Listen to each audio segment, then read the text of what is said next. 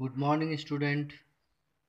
Today in class 6 geography, I will continue from where I had uh, explained up in the last previous video.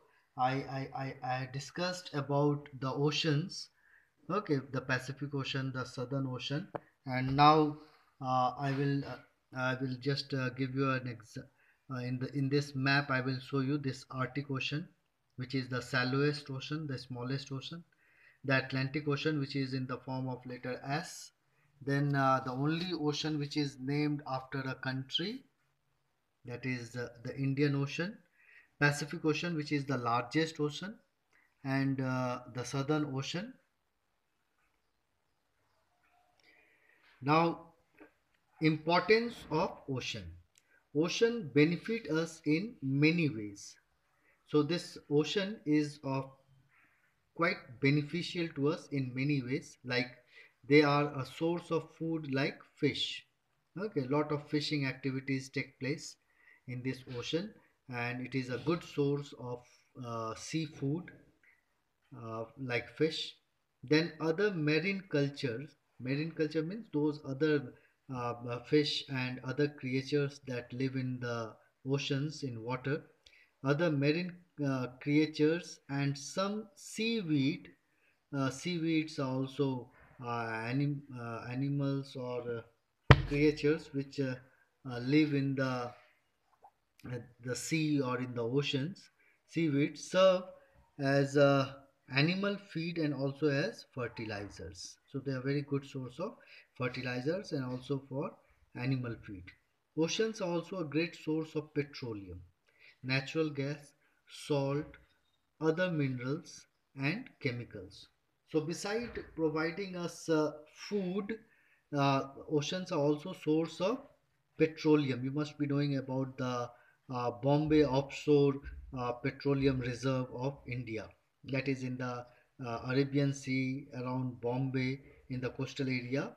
The petroleum source of India is there located, and we get petroleum from there.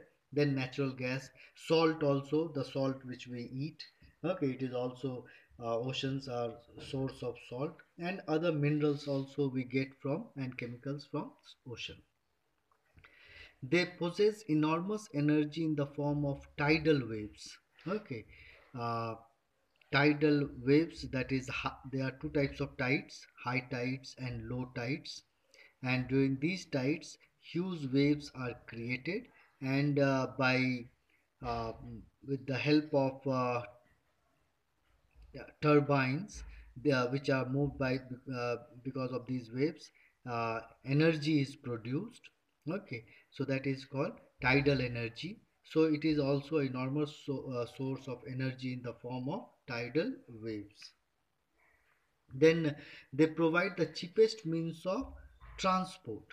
Okay, so there are various means of transport: river, road, then air, railway. Okay, these are various means of transport. So of these transport, the ocean is provide the cheapest means of transport.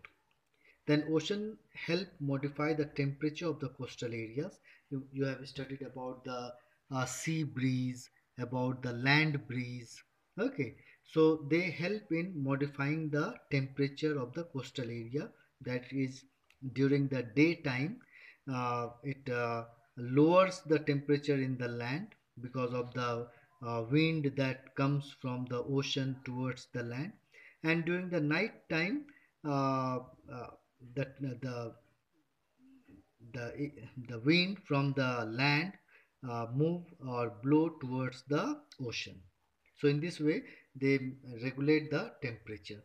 Then ocean water supplies water vapor to the atmosphere and causes rainfall. Okay, again, uh, the water cycle.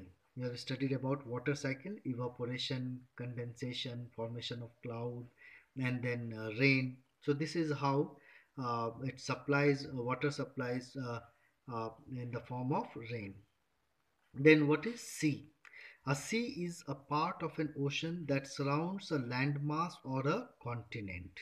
Okay, so sea is also a part of an ocean, but it surrounds a landmass or a continent, okay, from all sides. The sea broadly interconnect the oceanic water on earth. One ocean is connected with the other ocean by the help of sea.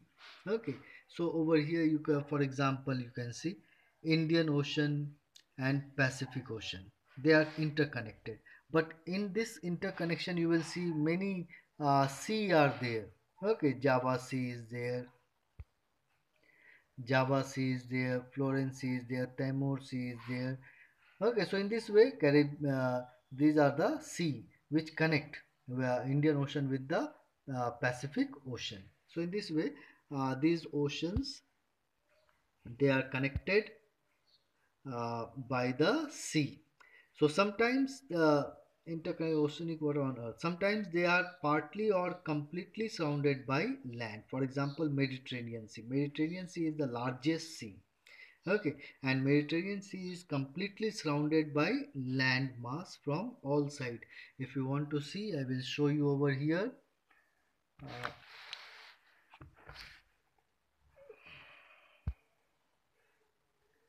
See, this is the Mediterranean Sea. This picture is hazy. You can see in your book. Okay, this is the Mediterranean Sea, and it is surrounded by Europe, by Africa, and also parts of Asia. Okay, so it is surrounded from all sides by land. Okay, then let's see now over here, Mediterranean Sea, then Red Sea. Where is Red Sea located? If you see the map, Red Sea is over here. This portion is Red Sea. Okay, then Arabian Sea. Arabian Sea is west of India, and the Baltic Sea. Baltic Sea is also near Mediterranean Sea over there. Caspian Sea, Baltic Sea are there. Then they are smaller and shallower than the ocean. So the difference between sea and ocean is that it is shallower, that is not so deep, and smaller in size than that of ocean. Okay, so this is about sea. Then we go to another part, that is what is bay. For example, Bay of Bengal. So when the sea water creates a curved indented coastline, it is called a bay. For example, the Bay of Bengal. So when sea water creates a curved indented, curved means something curved, and indented means what we call it, in this condition, okay, like this, like a shaw, okay, zigzag, zigzag. So indented coastline, it is called a bay. Wherever this type of coastline is available, that is very good for harbor, natural harbors. So for example, the Bay of Bengal. Then Gulf. What is a Gulf? A large bay is referred to as Gulf. So any bay which is bigger in size, larger, then it is called a Gulf. For example, Gulf of Mexico. It is an inlet of the sea deep into the land, and the mouth is narrow. Okay, so the mouth from where the water enters in deep inlet into the land, that is called the mouth, and it is narrow. Gulfs are more indented than bays. Just now I told you what is indented. So the gulfs are more indented than bays. Then strait. This is a narrow channel of water that joins two large navigable water bodies. For example, Bering Strait connects the Arctic Ocean to the Pacific Ocean. Okay, so bay, this is a strait, that is a narrow stretch channel of water that joins two large navigable water bodies. Okay, so Bering Strait, you can see here it is Bering Sea, and this is called the Bering Strait. Okay, so today up to here, then in my next video I will continue. Okay, in the meantime you can read this chapter and glaciers and rivers in my next video. Okay, thank you.